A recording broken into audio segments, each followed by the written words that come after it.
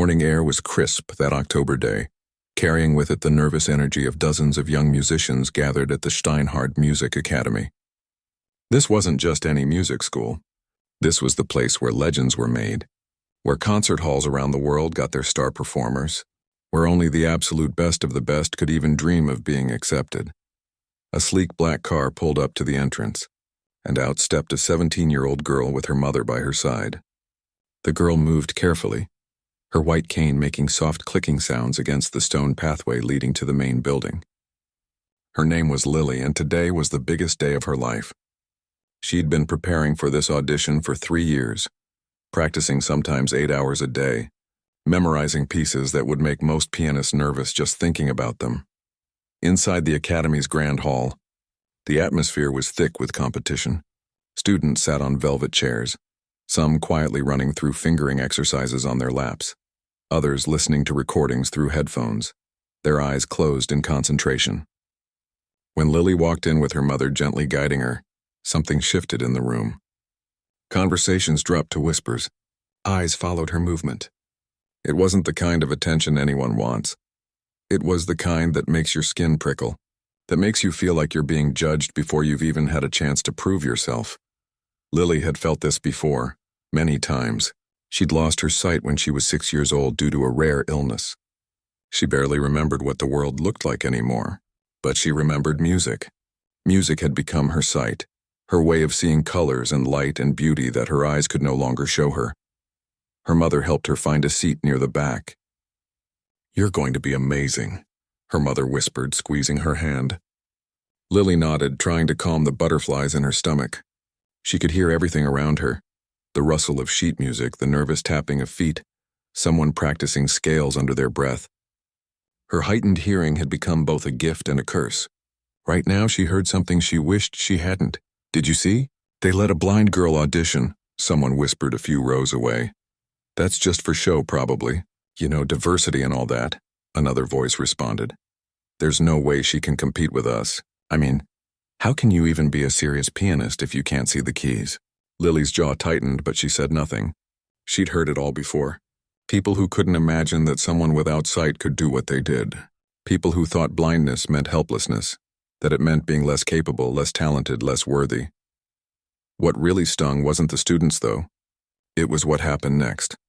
Victor Montague walked into the hall and you could practically feel the shift in energy. Everyone sat up straighter. Conversation stopped completely. He was the reason most of these students were here. A world-famous concert pianist who had performed in every major concert hall from Vienna to Tokyo, Victor had won more international competitions than most pianists could name. His recordings sold millions. His masterclasses were attended by the greatest musicians in the world. And now, in his late 50s, he had decided to dedicate his time to teaching at Steinhardt, handpicking the next generation of piano virtuosos.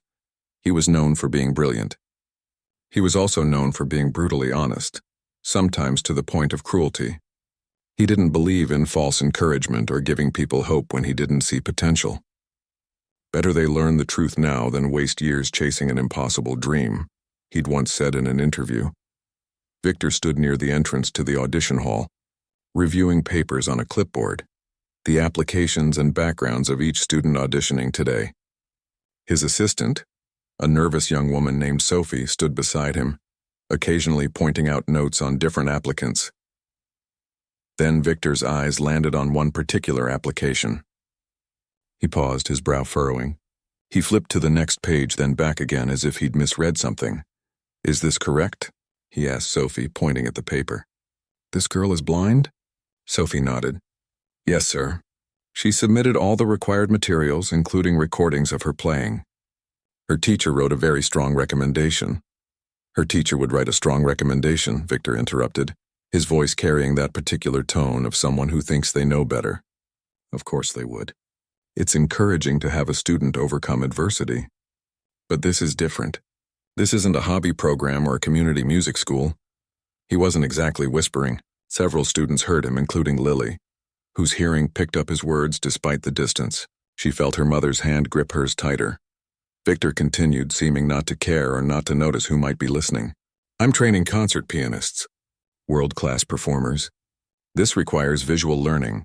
watching master techniques, studying hand positions, reading complex scores quickly, making split-second adjustments based on visual cues from conductors. How can someone without sight possibly keep up with students who have every advantage? Sophie looked uncomfortable. Sir, perhaps after hearing her play, I'm not running a charity program here, Sophie. I have a reputation to maintain. This academy's reputation to maintain. Victor shook his head, making a mark on his clipboard. But fine. She's here. We'll give her the audition, though I suspect we're wasting everyone's time.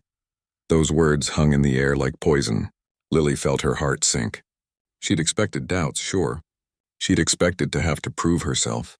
But to be written off before she'd played a single note? To be called a waste of time by the very person she'd hoped to study under? Her mother leaned close. We can leave right now if you want. We don't have to do this. That man is a— No, Lily said quietly but firmly. I'm playing. Sweetheart, you don't have to prove anything to someone like that. I'm not doing it for him, Lily said. I'm doing it for me. And for every person who's been told they can't do something because of how they look, or what they can or can't do, I'm playing. Her mother smiled, pride mixing with worry in her expression. Okay then. Show them what you can do.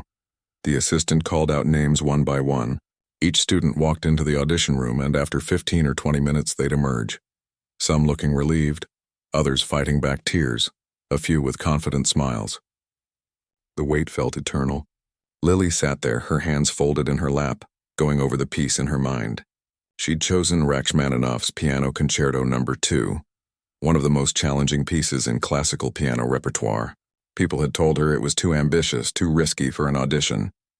But Lily believed that if you're going to prove yourself, you don't do it halfway. Finally, after what felt like hours, Sophie appeared in the doorway. Lily Zhang, she called out. This was it. Lily stood, her mother guiding her to the door. I love you, her mother whispered. No matter what happens in there, I'm so proud of you. Lily nodded, gripped her cane, and walked toward the audition room. Toward the judgment of a man who'd already decided she wasn't good enough. Toward the piano that would let her speak when words had failed. Toward the moment that would change everything. The audition room was bigger than Lily had imagined. She could tell by the way sound moved through the space, by the slight echo of her cane against the wooden floor. Sophie guided her toward the stage, and Lily could sense the massive grand piano waiting there, even before her fingers touched it. There are 3 steps up to the stage, Sophie said softly, her voice kind despite her intimidating boss. The piano is about 6 feet straight ahead once you're up. Thank you, Lily replied, carefully navigating the steps. Her heart was pounding so hard she wondered if the judges could hear it.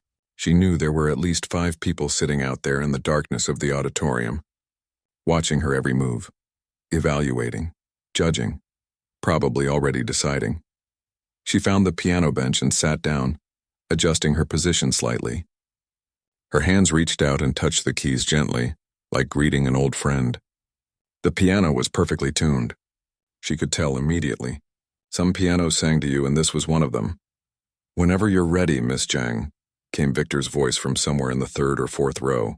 His tone was flat, administrative. The kind of voice someone uses when they're just going through the motions, when they've already made up their mind.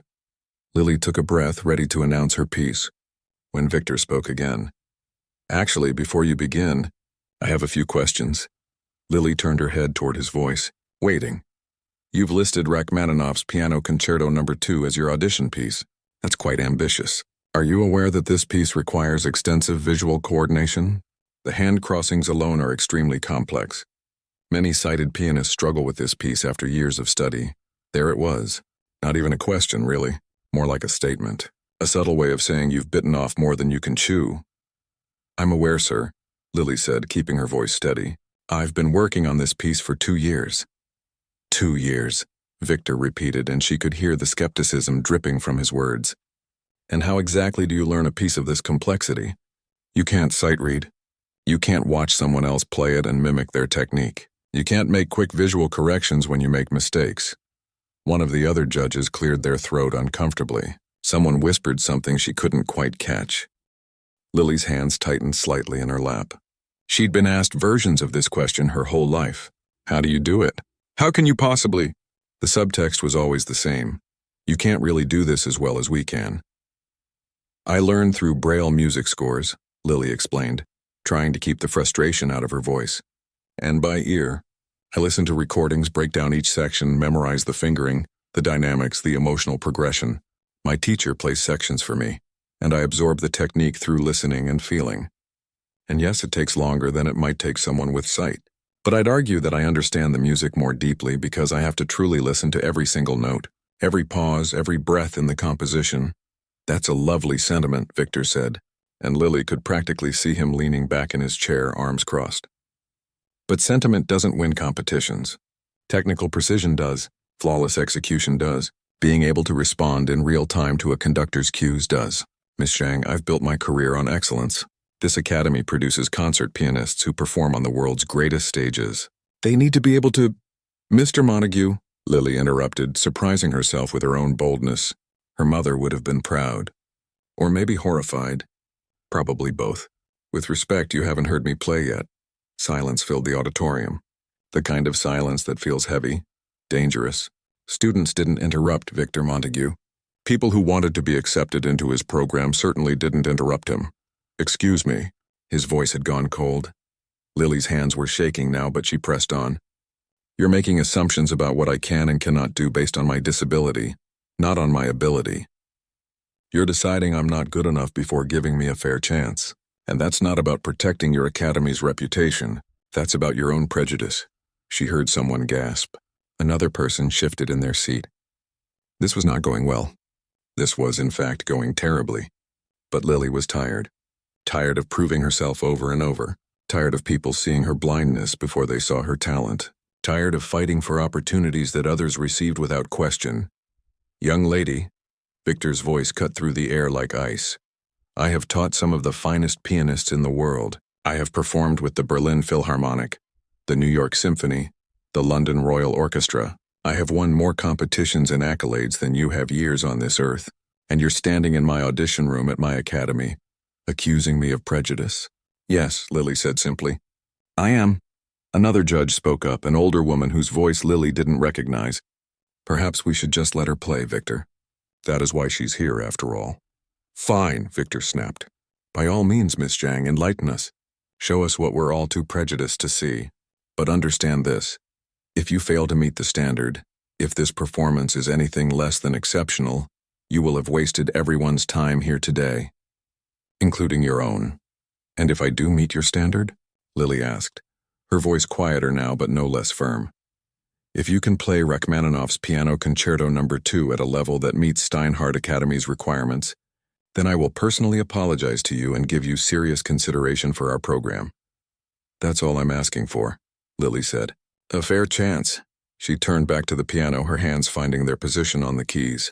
She could feel the weight of every eye in that room on her, the skepticism, the doubt. The few people who might be silently rooting for her but didn't dare say it out loud. And Victor, sitting out there with his arms crossed, probably checking his watch. Probably thinking about how this stubborn blind girl was about to embarrass herself in front of his entire faculty panel. Lily closed her eyes. Though it made no difference in the darkness she lived in, she thought about why she'd chosen this piece. Rachmaninoff had written it after a period of deep depression, after critics had torn apart his first symphony, and he'd believed he'd never compose again. It was a piece about overcoming doubt, about finding your voice again when the world tells you you've lost it. It was a piece about proving everyone wrong, including yourself. Her fingers pressed down on the opening notes, soft at first, gentle. The way the piece was meant to begin, like a whisper, like a secret being shared, and then slowly, the music began to build. Victor sat in his chair, still skeptical, still waiting for the mistakes he was certain would come. He'd heard hundreds of students play this piece, thousands maybe. He knew every measure, every challenging passage, every place where even talented pianists stumbled. But something was happening that he hadn't expected. The girl could actually play. No, that wasn't quite right. It was more than that. The notes were flowing from her fingers with a precision that genuinely surprised him. Her hand positions were correct. Her posture was correct. The dynamics were exactly where they should be. Victor's arms unfolded slightly. He leaned forward just a bit despite himself. The piece moved into its first challenging section, where the left and right hands had to work in complex coordination, where timing had to be absolutely perfect. This was where students usually started to show their weaknesses, where the cracks in their preparation became visible. Lily didn't falter. Not even slightly. Her hands moved across the keyboard like they'd been born there, like the piano was an extension of her own body. She wasn't just hitting the right notes. She was feeling them. Every phrase had intention. Every dynamic shift told a story. Victor's expression changed from skepticism to something else. Something like confusion. How was this possible? The other judges were exchanging glances now.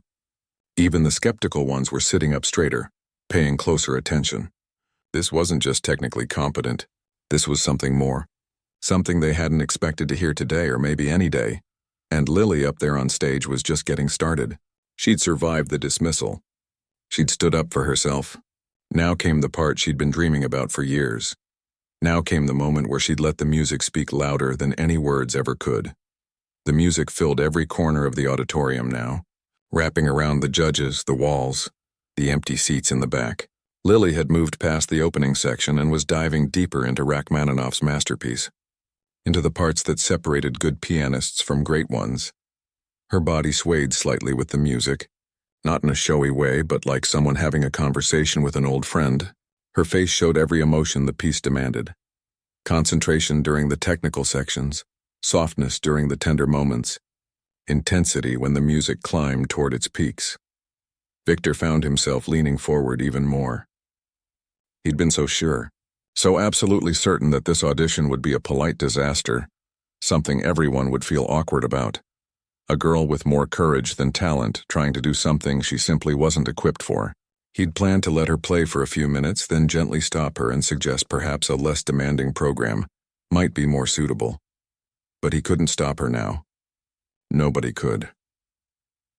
The piece moved into a section that Victor knew intimately, a passage where the right hand had to dance across the upper register, while the left hand provided a complex bass line. It required perfect independence between the hands, the kind of coordination that took years to develop. Many of his current students still struggled with this exact part. Lily's hands moved like water, like they knew exactly where every key was without hesitation. Because they did. She'd spent thousands of hours memorizing this keyboard, understanding it in a way that went beyond sight. Her fingers had created a mental map so detailed, so precise, that she could navigate it in complete darkness without a single wasted movement. The older female judge, Professor Martinez, put her hand over her mouth. She'd been teaching piano for 35 years and had heard countless performances. This was something special. This was the kind of playing that reminded you why you fell in love with music in the first place. Another judge, a younger man named Dr. Chen, who usually kept his opinions to himself, whispered to the person next to him, "This is incredible. How is she doing this?" Victor heard the whisper but said nothing. He was too absorbed in what he was witnessing. The girl wasn't just playing the notes correctly. That would have been impressive enough. But she was interpreting the piece with a maturity and emotional depth that he rarely encountered. She understood what Rachmaninoff had been feeling when he wrote this. The despair, the hope, the triumphant push toward beauty despite darkness. Of course she understood it, Victor thought, surprising himself with the realization. She lives in darkness every day. She knows what it means to find light through art. The music built toward one of the concerto's most famous moments. A soaring melody that had brought audiences to tears in concert halls around the world. This was where the performer had to pour everything into the piano, where technique alone wasn't enough. You had to mean it. You had to feel every single note. Lily's fingers pressed into the keys with passion, drawing out sounds that seemed impossible from wood and metal and string.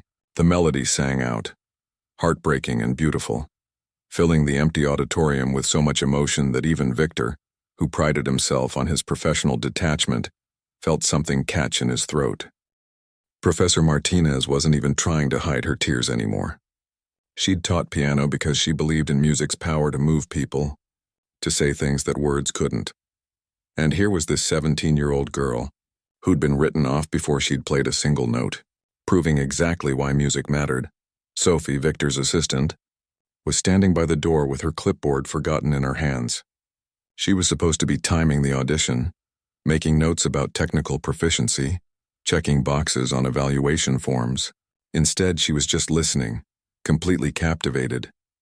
The piece moved through its emotional landscape, sometimes thunderous and powerful, sometimes delicate and intimate. Lily navigated every shift perfectly. During the loud, dramatic sections, her entire body was engaged, her shoulders moving with the force of the chords, her face showing fierce concentration. During the quiet moments, she played with such gentleness that the notes seemed to float in the air like whispers. Victor realized he was witnessing something he hadn't seen in years of auditions. Most students played to impress. They attacked difficult passages to show off their technical skill. They added dramatic flourishes to get attention. But Lily wasn't performing for anyone. She was having an experience with the music itself. The judges just happened to be there to witness it. The concerto required stamina, too. It was long, demanding constant focus and physical endurance. Victor had expected her to show signs of fatigue, to start making small mistakes as her hands got tired. But if anything, Lily seemed to grow stronger as the piece progressed. She'd prepared for this moment so thoroughly that her body knew exactly what to do. There was a particularly tricky section coming up that Victor always used as a measuring stick for serious pianists.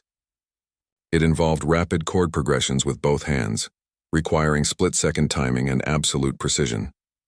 Even sighted students often had to look down at their hands during this part, breaking their posture, losing their connection to the music.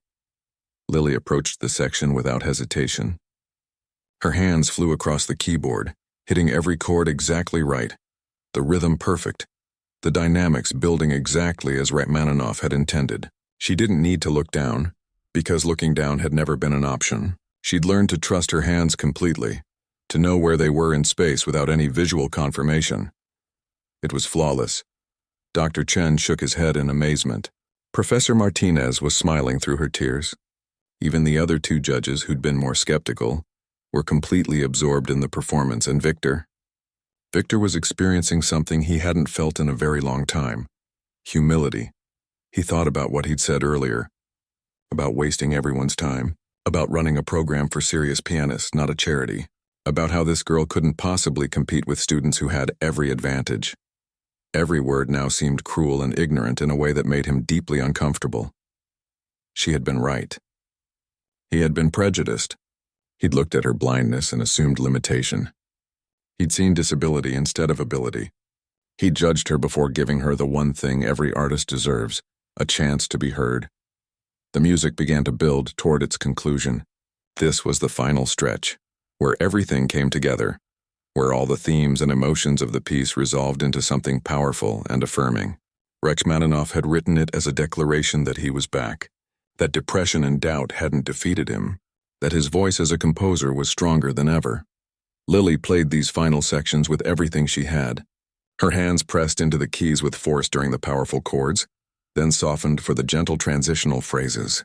The music swelled and ebbed, taking everyone in the room on a journey through joy and sorrow, struggle and triumph. Victor found himself gripping the armrests of his chair. He'd heard this piece performed by some of the world's finest pianists. He'd played it himself on stages across Europe and Asia. But there was something about this performance, something raw and honest and completely authentic, that touched him in a way he hadn't expected. As the piece moved toward its final measures, the room seemed to hold its breath. Every ear was focused on that piano, on those hands moving across the keys, on the beautiful sounds being created by a girl who'd been told she didn't belong here. The final chord rang out, powerful and resolute, declaring victory over every doubt and every dismissal. The note sustained in the air, vibrating through the auditorium, gradually fading into silence. Lily's hands remained on the keys for a moment, her head bowed, her breathing heavy from the exertion. She'd given everything to that performance. Every ounce of skill she'd developed over 13 years of playing, every emotion she'd felt being dismissed and doubted, every hour of practice in her bedroom, her fingers working through passages over and over until they were perfect. The silence that followed was complete. Nobody moved. Nobody breathed. And then, something happened that had never occurred in a Steinhardt Academy audition before. Someone started clapping. It was Professor Martinez who started clapping first. She stood up from her seat, her hands coming together in applause that echoed through the auditorium. Within seconds, Dr. Chen joined her. Then the other judges. Then Sophie, still standing by the door, clapping so hard her clipboard clattered to the floor. This never happened at auditions. Never. Auditions were formal. Professional evaluations where judges took notes and remained impartial. Applause was for concerts, for performances, not for nervous students trying to prove they deserved a spot in the program. But rules didn't seem to matter right now. Lily sat at the piano, her hands still resting on the keys, not quite sure what was happening. She could hear the applause, of course, but she couldn't see the standing ovation, couldn't see the tears on Professor Martinez's face, couldn't see Sophie frantically wiping her own eyes while trying to keep clapping, and she couldn't see Victor. He was still in his seat, but he was clapping too. Slowly at first, almost reluctantly, as if his hands were moving against his will, his face showed a complicated mix of emotions: surprise, respect, and something that looked a lot like shame. The applause continued for what felt like forever. Lily finally stood up, gave a small bow toward where she knew the judges were sitting, and felt her way back to the front of the stage. Her legs were shaking, not from nerves this time, but from the sheer physical and emotional exhaustion of what she'd just done. Sophie rushed up to help her down the steps. "That was beautiful," she whispered, her voice thick with emotion. "That was one of the most beautiful things I've ever heard." "Thank you," Lily managed to say, her own voice trembling. The applause finally faded, and an awkward silence fell over the room. Everyone looked at Victor. This was his academy, his decision, his moment to respond. The judges were clearly moved, but what would the great Victor Montague say? He stood up slowly, adjusting his suit jacket. He walked toward the stage with measured steps, his expression unreadable. When he reached the front, he looked up at Lily, who stood there waiting, her white cane in her hand, her chin raised with dignity despite not knowing what was coming next. "Miss Zhang," Victor began, and his voice was different now, softer. The arrogance was gone. "I owe you an apology." The other judges looked at each other in surprise. Victor Montague didn't apologize. He criticized, he evaluated, he made pronouncements about talent and potential, but he didn't admit when he was wrong. "What I said earlier before you played—" He paused, seeming to struggle with the words. "What I said was unfair, uninformed, and frankly prejudiced. You were right to call me out on it. I looked at your disability and made assumptions about your ability. I decided you couldn't do something without giving you the chance to prove otherwise. And that was wrong of me." Lily didn't respond immediately. She'd waited for this moment, imagined it even, but now that it was happening, she wasn't quite sure how to feel. Part of her wanted to be gracious. Part of her was still angry at how he'd treated her. "I appreciate that," she finally said, her voice steady. "But with respect, sir, I'm not the only person you've made assumptions about. And I probably won't be the last. The question is whether you'll learn from this." Victor actually smiled at that, a small, rueful smile. "You're absolutely right, again." He turned to address the other judges. "I think we've just witnessed one of the finest auditions this academy has ever seen. The technical precision was flawless. But more than that, the musicality, the emotional depth, the complete command of one of the most challenging pieces in the piano repertoire, it was extraordinary." Professor Martinez nodded enthusiastically. "It was a privilege to hear it." "I agree completely," Dr. Chen added. The interpretation was mature beyond her years. The way she handled the dynamic shifts, the phrasing, the overall architecture of the piece, it showed real understanding, not just technical practice. Victor looked back at Lily. "Miss Zhang, I'd like to offer you a full scholarship to Steinhardt Academy, effective immediately, and I'd like to personally invite you to study in my advanced performance class." The room went completely silent again. A full scholarship was rare enough. But Victor's advanced performance class? That was reserved for his absolute best students, the ones he believed had a real shot at international careers. Some students spent years trying to get into that class. Lily's mother, who'd been watching from the back of the auditorium the whole time, let out a small gasp. She'd been crying during the performance, proud and terrified and amazed all at once. Now she was crying for a different reason. But Lily didn't answer right away. She stood there, thinking, processing. Everyone expected her to say yes immediately. This was what she'd come here for, after all. This was the dream. "Can I ask you something first?" Lily said. Victor looked surprised. "Of course. Why are you offering this to me?" Is it because I'm actually good enough, or is it because you feel guilty about how you treated me? The question hung in the air like a challenge. The other judges looked uncomfortable. Sophie's eyes went wide. Nobody talked to Victor Montague this directly. Victor took a long breath. That's a fair question, and I won't lie to you, I do feel guilty. What I said was inexcusable, but that's not why I'm offering you this scholarship. He paused, choosing his words carefully. In my 40 years of playing and teaching piano, I've heard thousands of auditions. Most are competent. Some are very good. A handful are exceptional. What you just played, that was exceptional, not despite your blindness. Not because of your blindness, but simply because you are a gifted musician who has worked incredibly hard to master your craft. He gestured toward the piano. You made me feel something I haven't felt in years. You reminded me why I fell in love with music in the first place, and if I'm being completely honest, you humbled me. You showed me that the limitations I saw weren't in you. They were in my own thinking. Lily was quiet for a moment. Then finally she nodded. Okay, I accept. The room erupted in applause again, this time mixed with some cheers from Sophie and Professor Martinez. Lily's mother came rushing down the aisle, and Lily heard her footsteps, turning toward the sound with a huge smile breaking across her face. We did it. Mom, she said as her mother reached her, wrapping her in a tight hug. You did it, sweetheart. You did it.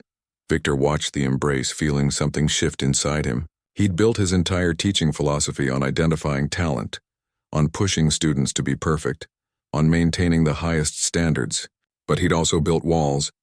He'd created boxes for what talent looked like, what success looked like, what a concert pianist should be. This 17-year-old girl had just blown all of those boxes apart. Later, after Lily and her mother had left, after the other judges had gone home still talking excitedly about what they'd witnessed, Victor sat alone in the auditorium. The piano was still on stage, exactly where Lily had played it. He walked up to it, sat down at the bench, and placed his hands on the keys. He played a few notes from Rachmaninoff's Concerto No. 2, the same piece Lily had performed. The notes sounded different now somehow, or maybe he was hearing them differently. Sophie appeared in the doorway. Sir, are you all right? Victor looked up. Do you know what the hardest thing about teaching is, Sophie? What's that? Realizing that sometimes the students have more to teach us than we have to teach them. Sophie smiled. She really was something special, wasn't she? She is something special, Victor corrected. And I have a feeling she's going to teach me a lot more before she's done here. He stood up from the piano, taking one last look at the stage. Tomorrow he'd have to figure out how to restructure his teaching methods to accommodate a blind student. He'd have to learn new techniques, challenge his own assumptions, grow in ways he hadn't expected at this stage of his career. The old Victor would have found that inconvenient, maybe even irritating, but the new Victor, the one who'd just been humbled by a 17-year-old girl with more courage and talent than he'd given her credit for, found himself actually looking forward to it, because if today had taught him anything, it was that he still had a lot to learn, and for the first time in years, that excited him. 2 years passed since that audition day, and Steinhardt Academy had changed in ways nobody could have predicted. It started small. Victor adjusting his teaching methods, learning how to work with a blind student. He discovered that explaining technique through touch and sound, rather than just visual demonstration, actually made him a better teacher for all his students. He had to think more carefully about why things worked, not just show how they looked. But the changes went deeper than teaching methods. Lily became something of a legend at the academy, not because people felt sorry for her, or saw her as an inspiration in that condescending way people sometimes do, but because she was genuinely brilliant and she worked harder than almost anyone else. While other students were out at parties or sleeping in on weekends, Lily was in the practice rooms, her fingers moving across the keys, perfecting pieces that most pianists wouldn't even attempt. She didn't do it alone, though. The academy had installed some special equipment for her, braille music displays, audio recording systems so she could review her own performances, tactile markers on some of the pianos. But more importantly, her fellow students learned to see her as a colleague, not a charity case. They studied together, performed together, competed together. Some of her closest friends were other pianists in Victor's advanced class, people who pushed her to be better and whom she pushed right back. Victor had changed too, in ways that surprised everyone who knew him. He started speaking at conferences about inclusive teaching, about how disability didn't mean inability. He told Lily's story, with her permission, not as a feel-good tale, but as a serious discussion about bias in classical music education. Some of his colleagues in the classical music world didn't like it. They thought he was going soft, abandoning his standards. But Victor didn't care anymore. He'd learned that true excellence came in many forms, and closing your mind to that meant missing out on extraordinary talent. The biggest change came in the form of an invitation that arrived one spring morning.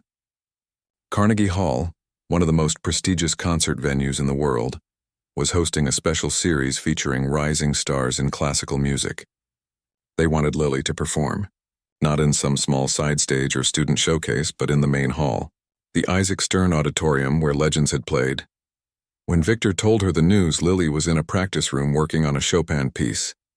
She stopped playing mid-phrase. "Carnegie Hall?" she repeated, not quite believing it. "Carnegie Hall," Victor confirmed. "They heard about you from Professor Martinez, who apparently can't stop talking about you to everyone she knows in the classical music world. They want you to perform a full program, 45 minutes. Your choice of pieces." Lily's hands trembled slightly on the keys. This was beyond anything she'd imagined when she first auditioned for Steinhardt. Carnegie Hall wasn't just another venue. It was the venue. Playing there meant you'd arrived, that you were being taken seriously as an artist. "What do you think I should play?" she asked. Victor smiled. "I think you should play whatever speaks to you. This is your moment, Lily, not mine. Not the Academy's, yours." Over the next few months, Lily prepared for the performance of her life. She chose a program that ranged from Bach to contemporary composers, pieces that showed her technical skill but also her emotional range.